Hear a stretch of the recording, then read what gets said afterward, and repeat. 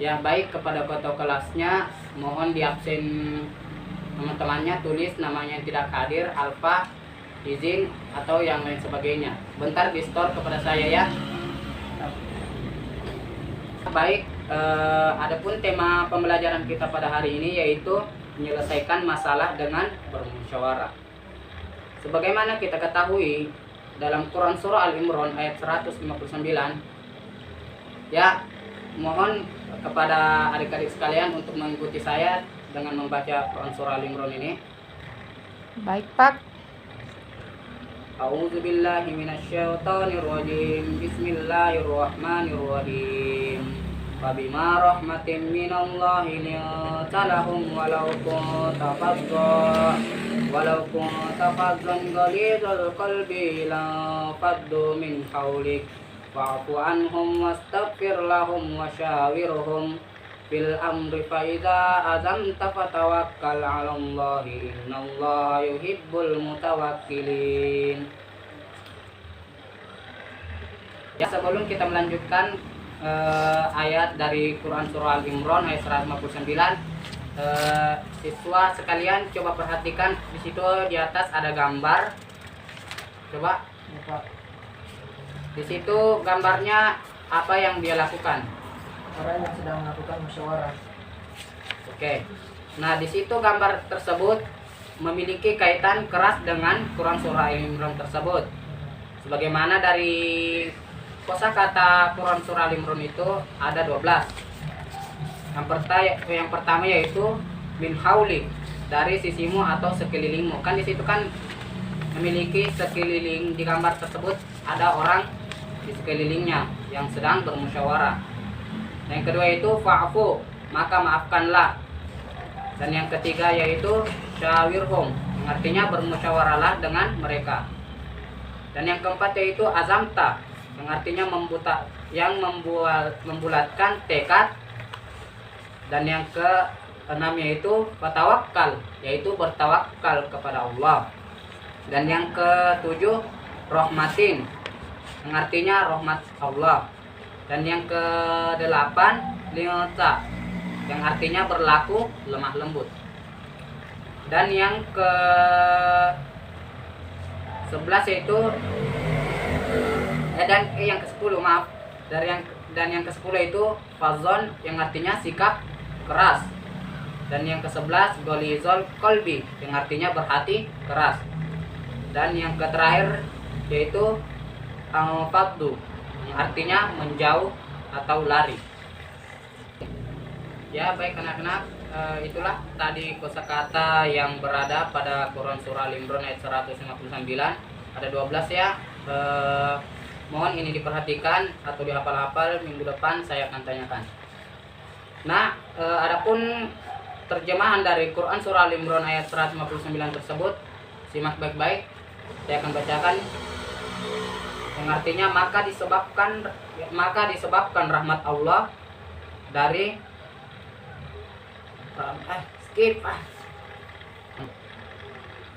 Nah, adapun terjemahannya yaitu simak baik-baik.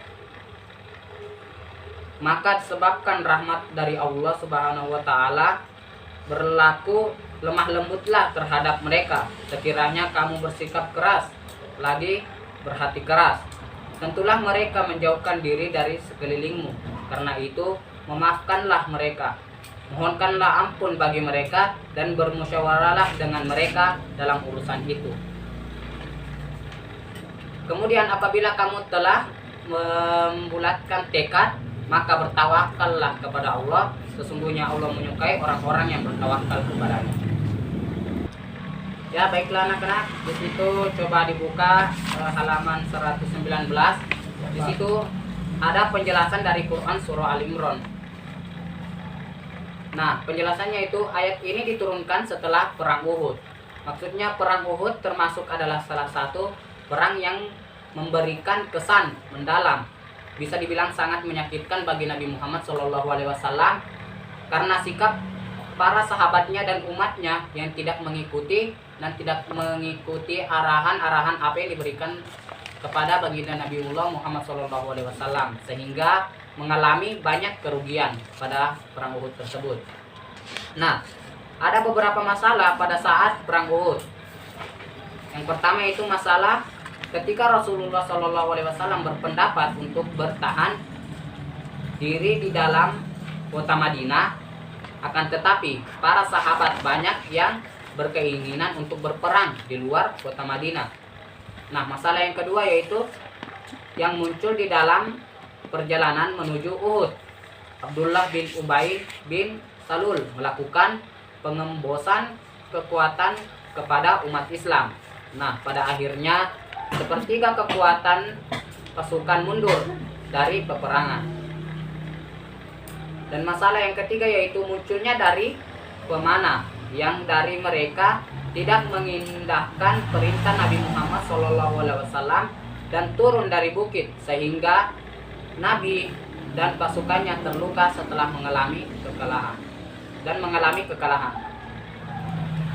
Masalah yang keempat yaitu munculnya dari beberapa pasukan yang lari dari medan pertempuran.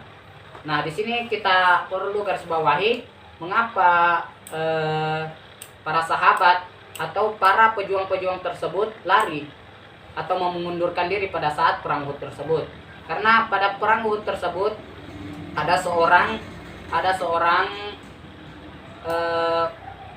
prajurit yang mengatakan bahwa Rasulullah SAW telah tewas, dan akhirnya para peperangan tersebut, orang yang melakukan perang pada waktu itu akhirnya mundur karena mendengar alasan prajurit tersebut.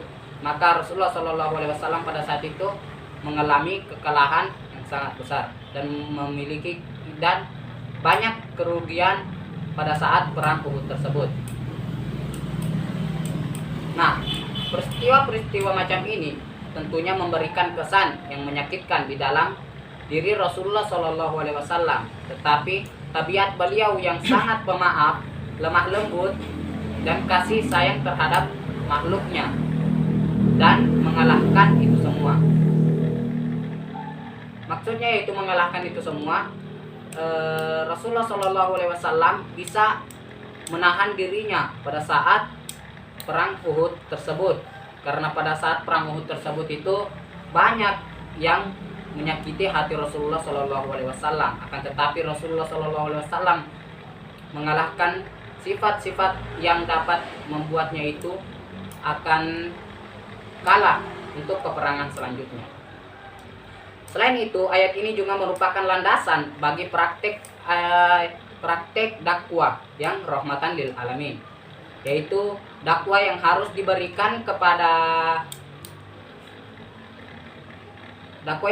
memberikan kesan damai dan mencerahkan, dan jangan melakukan dakwah dengan cara yang menyeramkan. Maksudnya yaitu melakukan dakwah dengan cara yang menyeramkan, tidak dengan memaksa orang lain untuk mengikuti apa yang kita lakukan, apa yang kita kerjakan.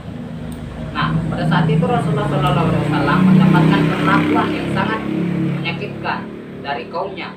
Beliau didatangi malaikat yang bertugas menjaga gunung yang siap menerima perintah dari Nabi Muhammad SAW untuk memilih gunung yang ingin ditimpakan kepada kaumnya. Nah, di sini kenapa bisa malaikat turun kepada Nabi Muhammad SAW untuk ditimpakan gunung kepada kaumnya? Karena pada saat itu kaum Nabi Muhammad SAW sudah menyakitkan hati Rasulullah SAW. Jadi malaikat turun untuk memberikan tawaran kepada Nabi Muhammad SAW. Akan tetapi Nabi Muhammad SAW menolak tawaran tersebut, dan seraya Nabi Muhammad SAW berkata, "Saya menyimpan harapan untuk muncul anak keturunan mereka yang menyembah Allah Subhanahu wa Ta'ala." Betapa sejuknya dakwah Islam kalau pendekatannya yang digunakan adalah pendekatan rahmatan lil alamin. Nah, coba kalian lihat di situ di dalam Quran surah Al-Anbiya ayat 107. Coba. "Wa ma arsalnaka illa rahmatan lil alamin." Dan tiadalah kami mengutus kamu dan tiadalah kami mengutus kamu melainkan untuk menjadi rahmatan lil alamin, sebagai rahmat semesta alam. Nah, perang Uhud ini memberi pelajaran bagi kita semua, terutama bagi umat Islam. Strategi yang diterapkan di perang Uhud ini merupakan hasil dari musyawarah yang dilakukan oleh Nabi Muhammad SAW dengan para sahabatnya. Nah, akan tetapi perang Uhud ini menyisakan kepahitan bagi Nabi Muhammad SAW. Karena mengapa? Karena pada saat itu Rasulullah SAW mengalami kekalahan. Meskipun demikian, Nabi Muhammad SAW dilarang untuk menghilangkan tradisi musyawarah. Rasulullah SAW dari dulu itu melarang kita untuk menghilangkan yang namanya sifat bermusyawarah kepada sesama kita. Nah, dan perintah untuk selalu mengembangkan tradisi musyawarah dituangkan di ayat di dalam bentuk perintah. Nah, di situ kan tadi di dalam Quran surah Al-Imran ayat 159, di situ memiliki potongan untuk bermusyawarah, yaitu dalam ayat wasyawirhum fil amri. Lihat semua?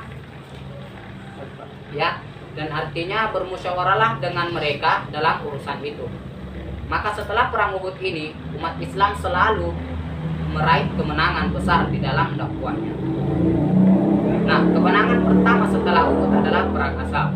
Nah, disinilah kita perhatikan bahwa setelah ada perang Uhud, setelah perang Uhud terjadi, nah perang kedua pun terjadi juga, yaitu yang namanya perang Ahzab. Seperti biasanya Rasulullah SAW juga bermusyawarah dengan para sahabat tentang strategi-strategi perang yang akan dilakukan. Nah, pada saat itu pun ada seorang umat Nabi Muhammad SAW atau sahabat Rasulullah SAW yang bernama Salman Al-Farisi yang memberikan strateginya kepada baginda Nabi Muhammad SAW, yaitu dengan menggali sebuah parit di depan kota Madinah atau di sekitar kota Madinah sebagai pertahanan kota Madinah.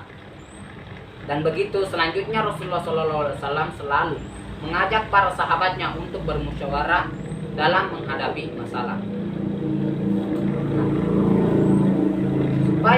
Supaya musyawarah ini berjalan dengan lancar dan lebih tertib, ada beberapa sikap yang harus dilakukan sesuai dengan apa yang terdapat di dalam ayat tersebut.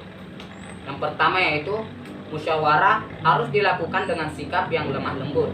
Nah, tanpa sikap ini musyawarah akan susah untuk ditegakkan kepada seseorang, karena lemah lembut ini dapat menggerakkan hati seseorang apabila kita melakukan hal yang kita ingin lakukan dengan cara bergotong royong atau bermusyawarah, harus memiliki sifat tersebut dan menghindari tutur kata yang kasar dan terkesan kepada seseorang. Dan kita tidak boleh melakukan berbicara atau serta-merta apa yang kita katakan ini bahwa benar, belum tentu di hati orang itu benar atau menerimanya. Nah, yang kedua yaitu memiliki sifat terbuka dan pemaaf. Nah, kita juga harus memiliki kedua sifat tersebut ini, yaitu terbuka dan pemaaf. Karena tanpa sikap ini musyawarah akan susah untuk tergoyangkan kepada orang lain. Yang ketiga yaitu beristighfar untuk mencapai suatu hasil yang baik. Nah, kita beristighfar kepada Allah, membersihkan hati agar semua yang kita lakukan ini diridhoi oleh Allah Subhanahu wa taala. Maka hubungan kita dengan lawan bicara kita harus tetap terjaga, dan begitu pula hubungan kita dengan Allah Subhanahu wa taala. Caranya yaitu saling mendoakan dan saling memohon ampun kepada Allah Subhanahu wa taala. Ya, sekian untuk materi yang telah saya bawakan ini. Apakah ada yang mau ditanyakan kepada siswa sekalian?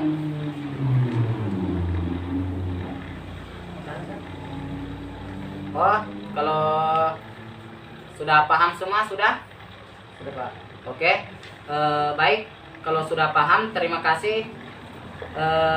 Coba buka di halaman 125. Di situ ada soal, ada? Ya. Lihat di situ ada pilihan ganda 10 nomor. Mohon dikerjakan 5 nomor saja. Tulis soalnya dan jawabannya saja, nggak usah tulis itu ABCD-nya ya, tulis yang benar saja. Nah, kemudian ada esai 5 nomor dan di situ tidak usah ditulis soalnya, tapi langsung jawabannya saja, tapi sesuaikan dengan nomornya supaya agak lebih jelas. Ya, baiklah, terima kasih dengan semua perhatiannya kepada saya sekalian.